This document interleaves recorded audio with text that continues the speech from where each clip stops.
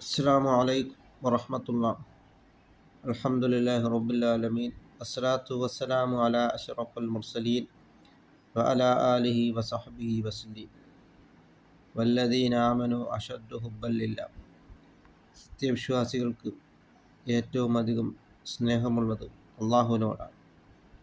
അതുകൊണ്ട് അള്ളാഹുവാണ് നമുക്ക് എല്ലാം നൽകിയവൻ.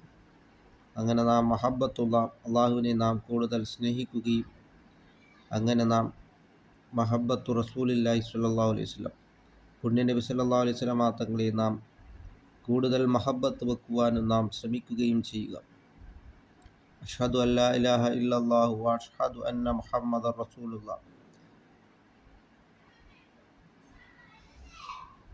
നബി അല്ലാഹു തആല ഏകനാണെന്നും സാക്ഷ്യം വഹിക്കുകയും മുഹമ്മദുർ റസൂലുള്ളാഹി സ്വല്ലല്ലാഹു അലൈഹി വസല്ലം തങ്ങൾ അള്ളാഹുവിൻ്റെ റസൂലാണെന്ന് സാക്ഷ്യം വഹിച്ചെങ്കിൽ മാത്രമേ നമ്മുടെ ഷഹാദത്ത് പൂർണ്ണമാകുകയുള്ളൂ. അതുകൊണ്ട് ഒരു പ്രതിമയില്ലാതെ, ഒരു പ്രതിഷ്ഠയില്ലാതെ ഇന്നും അനേകം ആൾക്കാരുടെ ഇടയിൽ വളരെയധികം സ്ഥാനമുള്ള നേതാവ് സയ്യിദുനാ മുഹമ്മദുർ റസൂലുള്ളാഹി സ്വല്ലല്ലാഹു അലൈഹി വസല്ലം തങ്ങൾ മാത്രമാണ് എന്ന് നാം മനസ്സിലാക്കിക്കൊണ്ട് നാം ഇല്ല അള്ളാഹുവിൻ്റെ പ്രീതിയിലായിട്ട് നാം ജീവിക്കുവാനും അങ്ങനെ നാം